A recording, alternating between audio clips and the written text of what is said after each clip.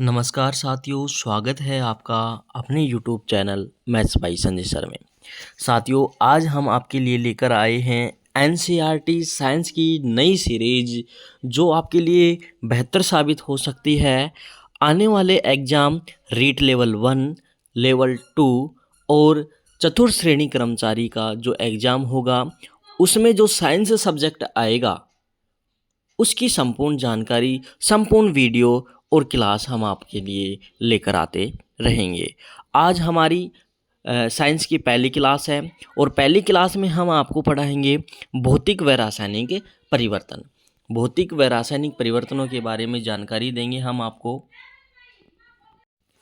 तो साथियों, साइंस की क्लास 6th क्लास से लेकर 10th क्लास तक जितनी भी एनसीईआरटी में टॉपिक है, 6ठी क्लास के, 7वीं क्लास के, 8वीं क्लास के, 9वीं क्लास के, 10वीं क्लास के जितने भी एनसीईआरटी के टॉपिक है, मोस्ट टॉपिक जो आपके सिलेबस में आएंगे वही हम टॉपिक करवाने जा रहे हैं। और आपको पहले हम पढ़ाएंगे थ्योरेटिकल पार्ट, फिर हम आपको गत वर्षों में जो क्वेश्चन आए हुए हैं साइंस के वो बिल्कुल आपको हूबहू करवाएंगे। जैसे पिछली कक्षाओं में, पिछली एग्ज़ामों में जो भी क्वेश्चन आए हैं वो सभी क्वेश्चन हम आपको करवाएंगे। ठीक है, तो आज का जो नया टॉपिक है वो है भौतिक व रासायनिक परिवर्तन। साथियों, इस टॉपिक से हमेशा 1 या 2 क्वेश्चन हर एग्ज़ाम में देखने को मिलता है।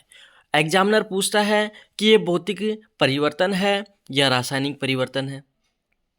जैसे दूध से दही बनना, ये भौतिक परिवर्तन है या रासायनिक परिवर्तन है। मोमबत्ती का जलना, ये भौतिक परिवर्तन है या रासायनिक परिवर्तन है। लोहे पर जंग लगना, ऐसे अलग अलग प्रकार के क्वेश्चन देखने को मिलते हैं। तो साथियों, इस टॉपिक को हम कंटिन्यू रखते हैं और चलते हैं आगे। भौतिक व रासायनिक परिवर्तन। भौतिक परिवर्तन उत्क्रमणीय परिवर्तन भी कहलाते हैं, उत्क्रमणीय परिवर्तन भी कहलाते हैं। देखो साथियों, पदार्थों की आकृति, आकार, अवस्था, ताप, दाब आदि पदार्थों के भौतिक गुण होते हैं। वे परिवर्तन जिनमें केवल पदार्थों के भौतिक गुण बदलते हैं भौतिक परिवर्तन कहलाते हैं। अब इसको समझो भाई। पदार्थों के भौतिक गुण, भौतिक गुण क्या होते हैं? जिसकी आकृति, आकार, अवस्था या ताप, टेम्परेचर पे कोई प्रभाव पड़ता है, या पदार्थ की आकृति पर कोई प्रभाव पड़ता है, या पदार्थ की अवस्था पर कोई प्रभाव पड़ता है, वही उसे भौतिक गुण होते हैं। जैसे मैं आपको बताऊं, बर्फ़ का पिघलना। अब जैसे बर्फ़ का पिघलना होता है, तो जैसे बर्फ़ पिघलेगी तो उसके टेम्परेचर में भी प्रभाव पड़ेगा और आयतन पे भी प्रभाव पड़ेगा। ठीक है, आयतन पे भी प्रभाव पड़ेगा और इसकी अवस्था पे भी प्रभाव पड़ेगा। जैसे बर्फ़ एक ठोस होती है, अगर वो पिघलती है तो एक पानी का तरल का रूप ले लेती है। तो जैसे ही हम ठोस को रखते हैं तो एक अलग आयतन होता है, अलग अवस्था होती है, अलग वजन होता है। और वैसे ही हम तरल पानी को किसी बर्तन में डालते हैं, उसी आयतन, उसी आकृति का वो हो जाता है। ठीक है, यह परिवर्तन अस्थायी और उत्क्रमणीय होता है। यह परिवर्तन कैसा होता है साथियों? अस्थायी और उत्क्रमणीय होता है। ठीक है, और आगे देखो,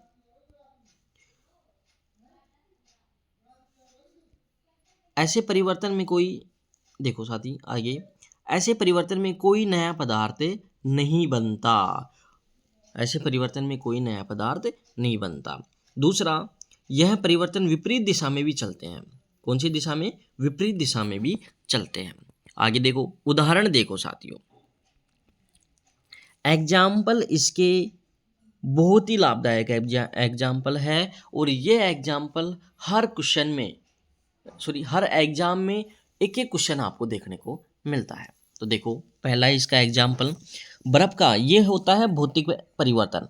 आप एक परिवर्तन याद कर लो। जैसे आपने भौतिक परिवर्तन के जितने भी एग्जाम्पल है सब याद करने हैं और धीरे धीरे आपको क्या है वो याद हो जाने के बाद, और रासायनिक परिवर्तन फिर उसके अलग होता है। अगर मान लो टॉपिक में क्वेश्चन में आया भौतिक परिवर्तन, बर्फ़ का पिघलना, ये भौतिक परिवर्तन है या रासायनिक परिवर्तन?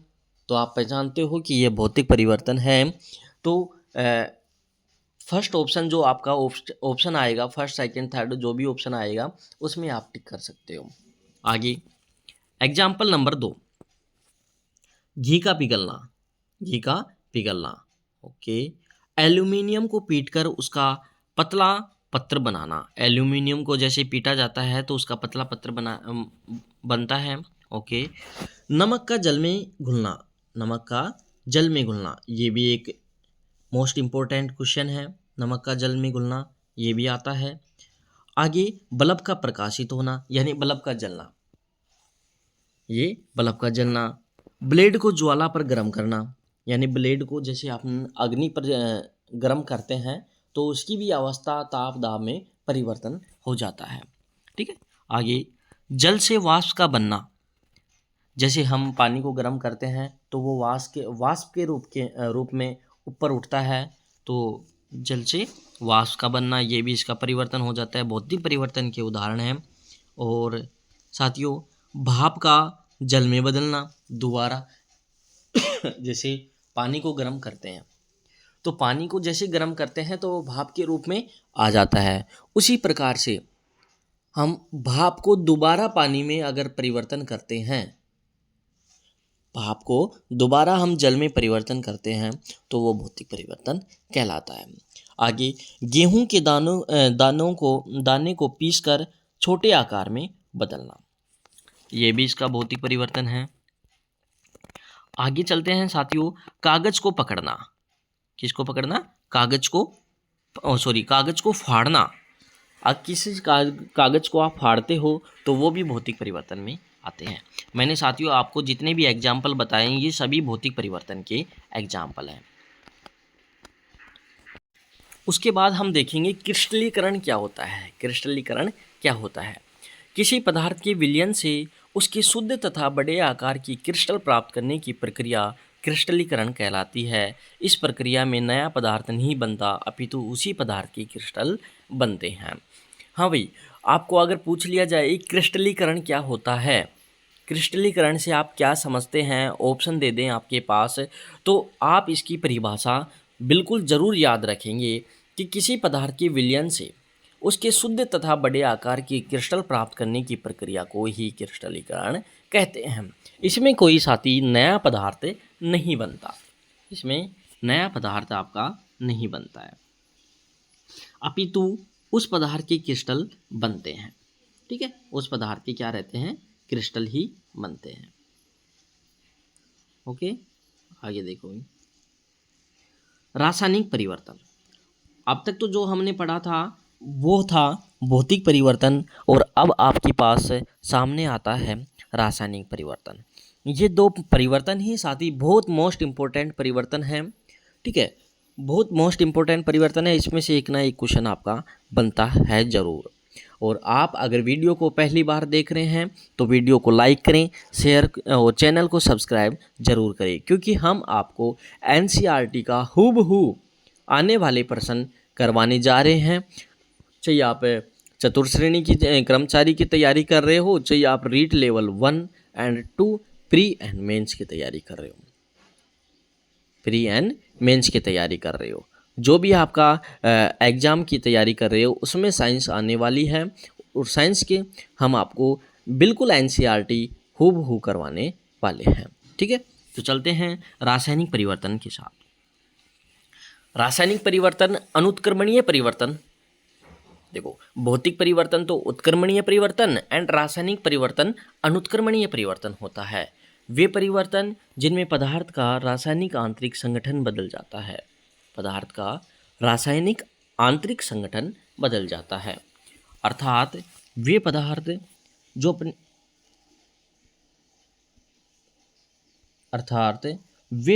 जो अपने मूल रूप से नए पदार्थ में परिवर्तित हो जाता है रासायनिक परिवर्तन कहलाता है, ठीक है। आगे, यह परिवर्तन स्थायी तथा अनुत्क्रमणीय होते हैं। यह परिवर्तन कैसे होते हैं? स्थायी भी होते हैं और अनुत्क्रमणीय होते हैं। इसे अगला और आगे देखो भी, इस परिवर्तन से नया पदार्थ बनता है, ओके, इस परिवर्तन से क्या बनता है? नया पदार्थ है। और जो भौतिक परिवर्तन किए थे हमने, उसमें नया पदार्थ नहीं बनता है। इसमें अंतर तो आप समझ के चलोगे कि एक भौतिक परिवर्तन, एक रासायनिक परिवर्तन, उसमें नया पदार्थ नहीं बनता है। आगे देखो, यह परिवर्तन विपरीत दिशा में नहीं चल सकता। उसमें क्या था कि यह परिवर्तन विपरीत दिशा में चलता है। ठीक है, आगे उदाहरण देखो भाई, उदाहरण इसके बहुत इंपॉर्टेंट है। अगर उदाहरण आप समझ सकते हैं तो देखो भाई, दूध से दही का बनना, दूध से दही का बनना, मैंने आपको पहले बताया था कि अगर ये एग्जाम्पल है दूध से दही का बनना, ये रासायनिक अभिक्रिया का एग्जाम्पल है।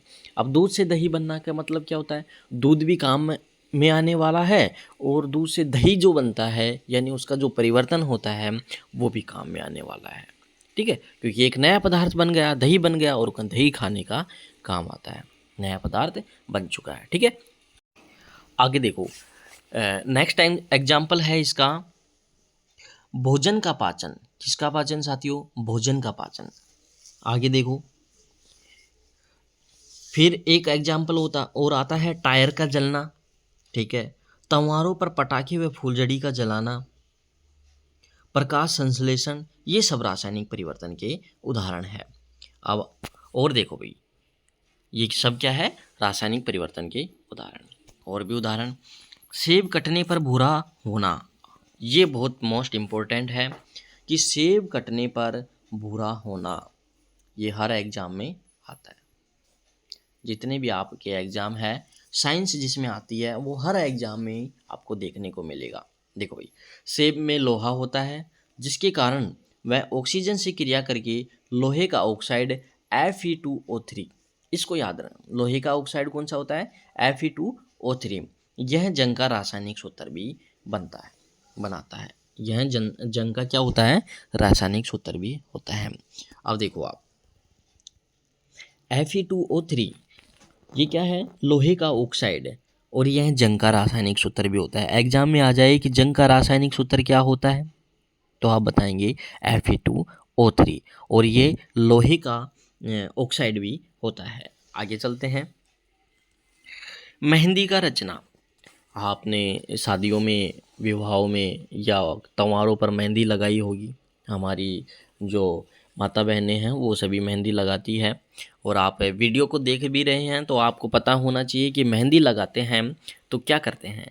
मेहंदी में क्विनोन, नैप्थोक्विनोन तथा लासोन जैसे प्रमुख रासायनिक यौगिक होते हैं। लासोन स्वयं रंगहीन होता है। लासोन कैसा होता है बच्चों? रंगहीन होता है।